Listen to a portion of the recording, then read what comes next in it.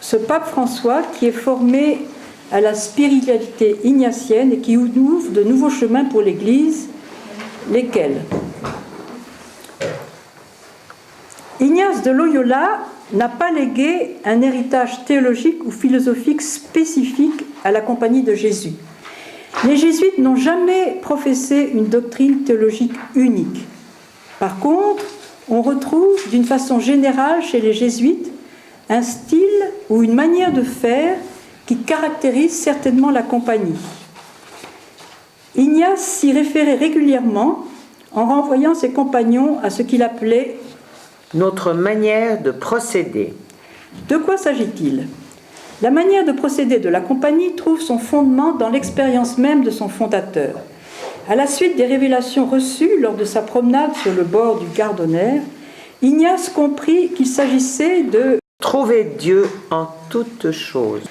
Dans les exercices contemplant le mystère de l'incarnation, Ignace invite le retraitant à voir comment Dieu se penche avec amour et compassion sur le monde de son époque. Cette certitude exige deux attitudes qu'il souhaite voir chez tous ses compagnons: la capacité de porter un regard positif sur les réalités terrestres, ça fait du bien dans notre monde aussi, et une grande mobilité spirituelle et intellectuelle. 5 démarches caractérisent cette manière de procéder héritée d'Ignace de Loyola. Tout d'abord, l'attention portée à l'histoire de l'autre. Qui prétend aider une personne à faire un pas vers la liberté et l'autonomie doit commencer par connaître la réalité d'autrui. Vous voyez, ça c'est un trait du réalisme d'Ignace. Son contexte de vie, les conditionnements qui pèsent sur ses décisions, les expériences qui influent sur son imaginaire. On ne peut pas savoir d'avance ce qui convient à l'autre. Expérimenter ou sentir et goûter intérieurement. Dans les exercices, Ignace rappelle qu'il est important que le retraitant non seulement réfléchisse, mais sente par lui-même les choses. Le chemin qu'il cherche se trouve en lui et ne doit pas être parachuté de l'extérieur. Et Ignace va rendre, comme les jésuites, ils essayent de vous rendre attentifs aux divers mouvements qui sont en vous, donc ces mouvements de consolation, ces mouvements de désolation dont on parlait. Regardez notre intérieur. Ils vont donc exercer cette faculté de l'introspection que nous aurons, descendre en nous-mêmes. Vérifier en confrontant l'esprit à la lettre. Qui ne veut pas être victime d'un subjectivisme de mauvais aloi doit confronter son expérience personnelle à la réalité sociale, c'est-à-dire à la société, aux besoins des hommes et des femmes auxquels il est envoyé. Ignace rappelle que l'amour doit se mettre dans les actes plus que dans les paroles, et que l'amour consiste en un échange réciproque. Il ne suffit pas de voir clair, il faut décider et faire. Décider et faire, on va voir que chez notre pape aussi, ça l'habite. Existentialisme avant la lettre, Ignace estime que l'homme se réalise dans l'action. Évaluer ou remettre en question. Une des pratiques essentielles d'Ignace est de faire régulièrement le point pour vérifier s'il tient toujours le cap et si son action se déroule en conformité avec la décision prise. Qu'est-ce que j'ai fait? Qu'est-ce que je fais? Qu'est-ce que je vais faire? Il s'agit de tirer des leçons de ce qui a été vécu pour pouvoir continuer ou entreprendre du nouveau. Et dans la spiritualité ignatienne, il est toujours recommandé, par exemple, le soir, de regarder sa journée, de regarder quand est-ce qu'on a été présent à Dieu, par exemple, quand est-ce qu'on a trouvé Dieu en toutes choses, et puis de dire merci pour tout ce qui s'est bien passé, et puis bien pardon pour ce qui était moins bien. Et puis comme ça, bien, on entamera le lendemain la journée suivante. Mais c'est bien recommandé par les jésuites et dans les retraites que l'on peut faire avec eux. Cette manière de procéder caractérise certainement le style du pape François, ses gestes et ses paroles. 3 mots qui résument sa vision de l'Église discernement, frontière, incarnation. Tout d'abord, discernement. Que signifie pour un jésuite d'être élu pape? Quel point de la spiritualité ignatienne vous aide le mieux à vivre votre ministère? Le pape François répond sans hésiter: le discernement. Mes choix, même ceux de la vie quotidienne, comme l'utilisation d'une voiture modeste, sont liés à un discernement spirituel répondant à une exigence qui naît de ce qui arrive, des personnes, de la lecture des signes des temps. Le discernement dans le Seigneur me guide dans ma manière de gouverner. Voilà, vous voyez, c'est donc bien pris dans ce livre, l'Église, j'espère. La pratique du discernement explique aussi son attention à l'histoire et sa méfiance envers tout dogmatisme. L'attention à l'autre, à son histoire, à ce qu'il vit, aux circonstances dans lesquelles il est impliqué, écarte tout dogmatisme. Il part plus volontiers de l'expérience que des règles ou des dogmes. Sa démarche est plus celle d'un pasteur que celle d'un enseignant. Il reconnaît aussi qu'il y a une évolution dans la manière de transmettre le depositum fidei d'une époque à l'autre. La compréhension de l'homme change avec le temps et sa conscience s'approfondit aussi. Il y a des normes et des préceptes secondaires de l'Église qui ont été efficaces en leur temps, mais qui, aujourd'hui, ont perdu leur valeur ou leur signification. Il est erroné de voir la doctrine de l'Église comme un monolithe qu'il faudrait défendre sans nuance. Vous voyez, d'ailleurs, il y a quand même eu des évolutions. Par exemple, vous vous souvenez, quand j'étais gosse, par exemple, quand on lisait le Vendredi Saint les prières pour les Juifs, je me disais les pauvres malheureux, eh bien, vous voyez, comme maintenant, on a arrangé cette prière de façon beaucoup plus aimable pour eux. Il y a quand même des évolutions. Ça ne fait pas toujours aussi vite qu'on voudrait, mais il les souhaite. Il veut surtout que l'Église accompagne les personnes, quelle que soit leur situation, divorcés, remariés, homosexuels. Un jour, quelqu'un m'a demandé d'une manière provocatrice si j'approuvais l'homosexualité. Je lui ai alors répondu avec une autre question. Dis-moi, Dieu, quand il regarde une personne homosexuelle, en approuve-t-il l'existence avec affection ou la repousse-t-il en la condamnant? Il faut toujours considérer la personne. Nous entrons ici dans le mystère de la personne, dans la vie de tous les jours. Dieu accompagne les personnes et nous devons les accompagner à partir de leurs conditions. Il faut accompagner avec miséricorde. Quand cela arrive, l'Esprit Saint inspire le prêtre afin qu'il dise la chose la plus juste. C'est aussi pourquoi il apprécie le mystère de la confession. La pratique du discernement implique une manière d'être qui exclut tout cléricalisme. Dans l'Église, l'exercice de l'autorité est un service et non une domination. C'est ce qu'il voudrait, bien sûr. Il l'a rappelé lors de la cérémonie de réception des nouveaux cardinaux. Être cardinal ne signifie pas entrer dans une cour, mais être appelé à servir. Plus d'une fois, il a dénoncé le cléricalisme comme une plaie de l'Église. L'Église n'est pas une douane. Elle est la maison paternelle où il y a de la place pour chacun avec sa vie difficile. L'image de l'Église qui lui plaît est celle du peuple de Dieu. Vous savez, tout simplement, les femmes qui élèvent leurs enfants, qui tiennent leur ménage, les travailleurs, aussi simple soit le travail, etc., etc. Il n'est pas pour les travaux ronflants, qui sont aussi saints et fidèles, qui cheminent dans l'histoire. Pas une petite chapelle de bons pratiquants ou de saints qui vivent dans un saint protecteur. Elle est un hôpital de campagne après la bataille. Quand on lui demande ce que c'est l'Église, elle est un hôpital de campagne après la bataille. Il s'agit de soigner les blessures, comme un bon samaritain, et pas de se perdre dans des questions secondaires. L'essentiel, c'est d'annoncer le salut, comme voulait le faire Ignace, de réchauffer les cœurs, de rejoindre les gens dans leur souffrance. Le peuple de Dieu veut des pasteurs et pas des fonctionnaires ou des clercs d'État. Il y a chez le pape François comme une priorité donnée au sentir ou expérimenter sur la connaissance intellectuelle.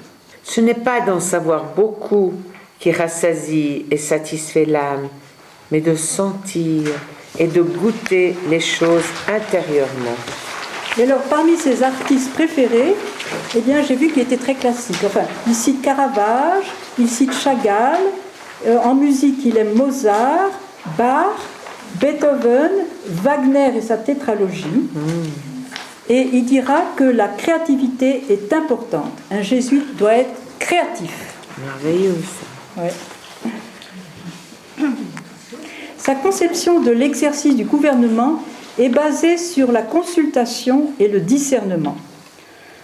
Sans renoncer à sa responsabilité de dernier décideur, on a entendu ça il n'y a pas longtemps aussi, il met l'accent sur la consultation, ce qui laisse prévoir un exercice du pouvoir plus synodal.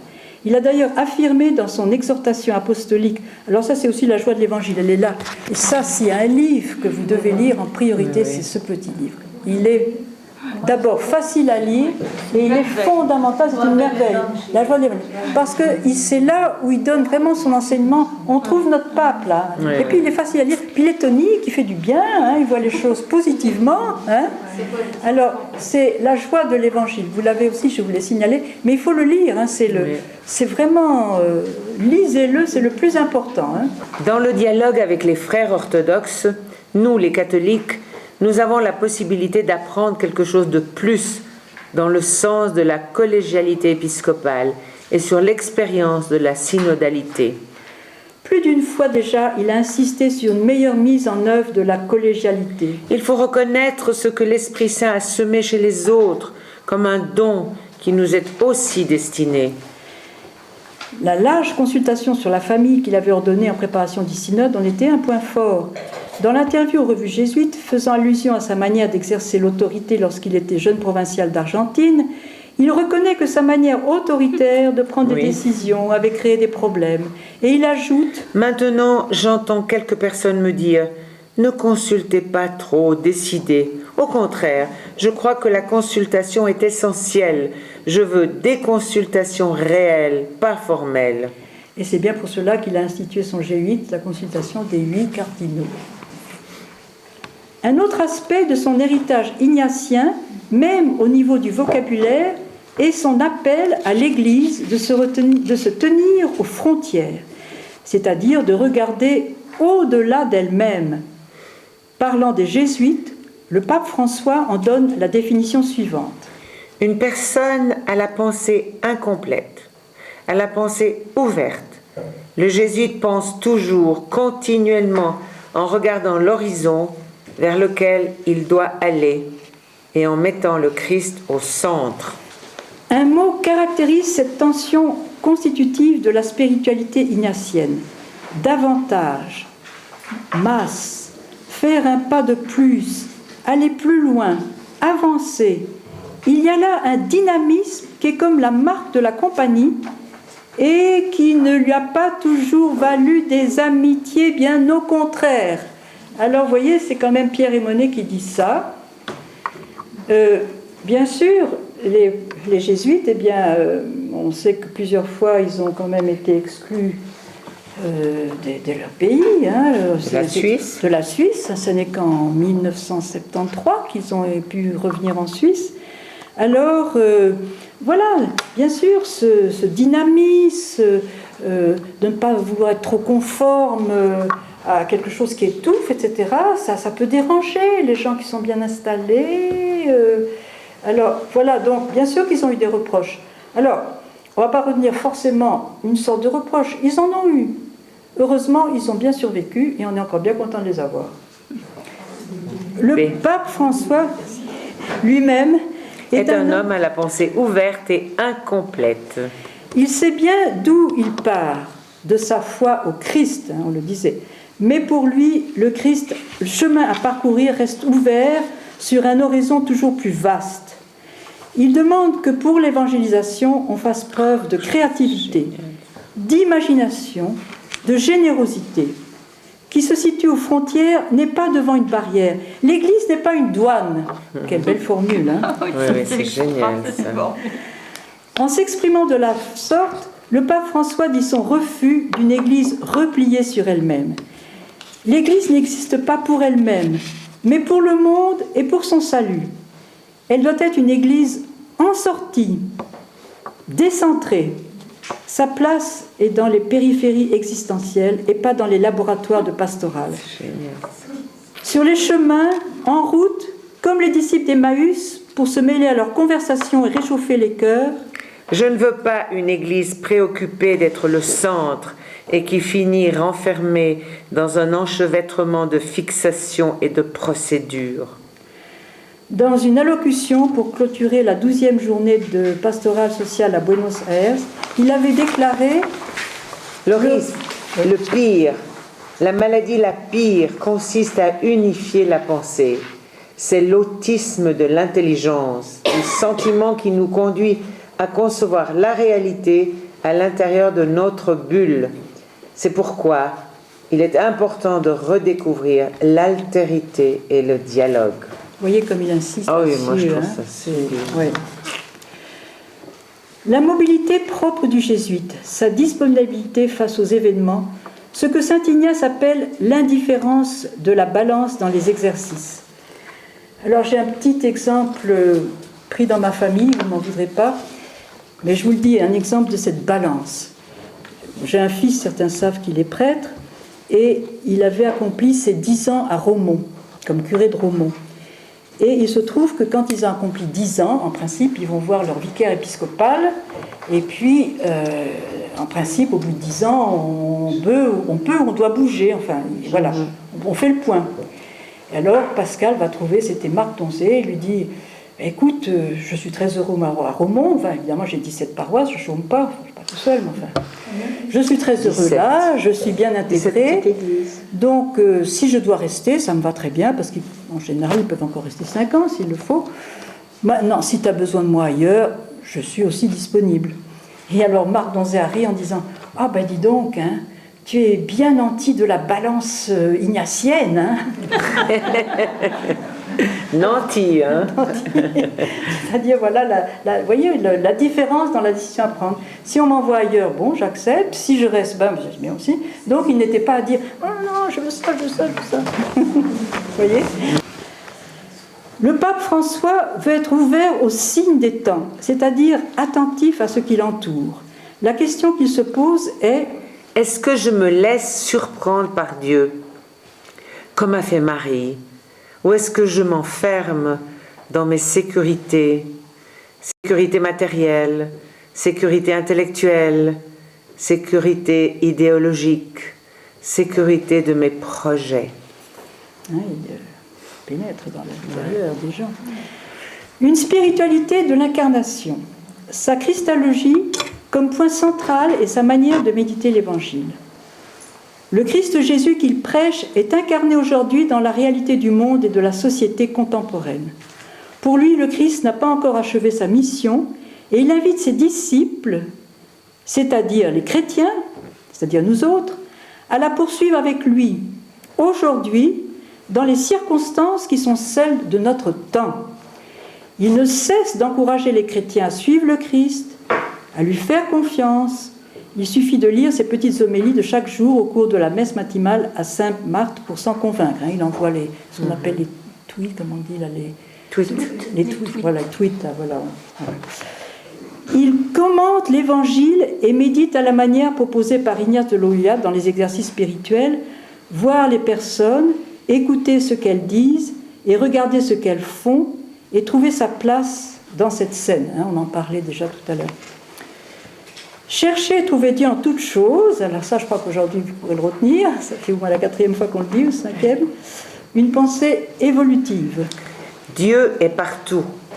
Chercher Dieu dans le passé ou dans le futur est une tentation. Dieu est certainement dans le passé, puisqu'il est dans les traces qu'il a laissées. Il est aussi dans le futur, comme promesse. Mais le Dieu concret, pour ainsi dire, est aujourd'hui. Il reste toujours une zone d'incertitude. Elle doit exister. Si quelqu'un dit qu'il a rencontré Dieu avec une totale certitude, c'est que quelque chose ne va pas. Si quelqu'un a la réponse à toutes les questions, c'est la preuve que c'est un faux prophète qui utilise la religion à son profit. Les grands guides du peuple de Dieu, comme Moïse, ont toujours laissé un espace au doute. Dire avec certitude, Dieu est ici, fait que l'on trouve seulement Dieu à notre mesure. Notre vie ne nous est pas donnée comme un livret d'opéra où tout est écrit. Elle consiste à marcher, cheminer, agir, chercher, voir. On doit entrer dans l'aventure de la recherche, de la rencontre et se laisser chercher et rencontrer par Dieu. C'est pourquoi Dieu est toujours premier. Dieu nous précède. Voilà, et tout ça, vous l'avez toujours dans l'Église que j'espère. Se laisser rencontrer par Dieu, Dieu est toujours une surprise, il prend l'initiative. Le chrétien ne peut être légaliste ou chercher la restauration. S'il veut que tout soit clair et sûr, il ne trouvera rien. Celui qui aujourd'hui ne cherche que des solutions disciplinaires, qui tend de manière exagérée à la sûreté doctrinale, qui cherche obstinément à récupérer le passé perdu, celui-là a une vision statique et non évolutive. De cette manière, la foi devient une idéologie parmi d'autres. Pour ma part, j'ai une certitude dogmatique. Dieu est dans la vie de chaque personne. Dieu est dans la vie de chacun. Voilà. Il y a là un écho de la contemplation pour obtenir l'amour que saint Ignace propose au terme des exercices. Dieu présent et travaillant dans notre monde en toutes choses. L'inculturation, chère aux jésuites. On se souvient des réductions en Amérique du Sud. Vous vous souvenez de ce film Mission? Fantastique. Hein? Mais oui. Des solutions apportées en Chine par Matteo Ricci. Dans La joie de l'Évangile, le pape François plaide en faveur du respect de la diversité culturelle qui ne menace pas l'Église, car le peuple de Dieu, qui est l'Église, s'incarne dans les diverses cultures. Il souhaite que l'Église fasse comprendre le message du Christ en s'inspirant des diverses traditions et cultures des peuples. Le souci des pauvres, qui a été prioritaire pour Ignace de Loyola et qui est un des traits caractéristiques de la prédication du pape François et de ses choix de vie. C'est vrai qu'il parle souvent des pauvres. Ignace, à peine arrivé à Rome, il s'occupe des pauvres en fondant des institutions pour les prostituées repenties, pour les jeunes filles abandonnées ou menacées, pour les orphelins juifs. Durant la famine de l'hiver 1538-1539, il héberge et nourrit environ 400 pauvres dans sa maison et organise une œuvre d'assistance qui prend en charge plus de 3000 personnes. Ce souci des pauvres a peut-être été un peu occulté par les engagements intellectuels de la compagnie jusqu'à l'époque du père Arup, qui en fait de nouveau un des engagements prioritaires de la compagnie: partage de la vie des pauvres, engagement de jésuites comme prêtre ouvrier, fondation du JRS, service jésuite des réfugiés. Pour terminer, prendre les quelques minutes qui nous restent pour lire ce témoignage de Bruno. Je trouve que ça terminera le cours avec encore plus d'harmonie. Comment prier? C'est une question que l'on me pose parfois, et je dois bien l'avouer que je me pose aussi de temps en temps. Plus j'y réfléchis, et plus je trouve la question intéressante. Il s'agit à la fois de faire quelque chose, et bien plus encore d'être. Prier, c'est d'abord être en relation, bien avant d'accomplir un programme ou de maîtriser une technique. D'ordinaire, on apprend que pour la prière, il faut se trouver dans le calme, préserver un temps précieux, créer les bonnes conditions. Tout cela est vrai, mais ne suffit pas. Parce qu'alors, on s'imagine que pour prier, il faut avoir du temps, être dans de bonnes dispositions. Et de cela, il découle que si les conditions ne sont pas bonnes ou si le temps nous manque, on ne peut pas prier. J'ai quant à moi été soulagée lorsque j'ai lu cette remarque du père Jérôme Nadal au sujet de la façon de prier d'Ignace de Loyola. Chercher et trouver Dieu en toutes choses. Cela m'a simplifié les idées et m'a libérée. Ainsi, il y a des moments où la prière est avant tout de demande. Je confie à Dieu mes soucis, mes inquiétudes, je lui demande l'aide dont j'ai besoin. Ce n'est certainement pas la manière de prier dont je suis le plus fier, mais parfois, ce sont là les besoins que j'éprouve. À d'autres instants, ma prière est toute de louange, pour la beauté du paysage, pour la chaleur d'une rencontre, pour la couleur des feuilles des arbres. En ce moment. À d'autres moments encore, j'ai besoin de plus de structure et je me sens soutenue par les prières des autres, les psaumes, l'évangile, parfois même des prières écrites par des inconnus. À d'autres moments, enfin, je n'ai même plus besoin de mots. Cela se passe. Une sorte d'évidence s'impose qui n'a pas besoin de formulation. Ainsi, tout peut devenir occasion de prière, du moment que ce tout peut nous aider à nous tourner vers Dieu. Chercher et trouver Dieu en toutes choses. Il s'agit de grandir en liberté dans la relation à Dieu, de le laisser avoir part à ce qui fait notre vie, nos joies, nos peines avec lui. Le plus grand ennemi de la prière, finalement, n'est pas tant le manque de temps ou l'ignorance, mais beaucoup plus la tentation de croire qu'il nous faut nous en sortir tout seuls, sans nous tourner vers Dieu. Chaque fois que nous nous tournons vers lui, une prière est possible. Demande, action de grâce, silence. Plus nous le faisons, plus intense sera notre relation avec lui.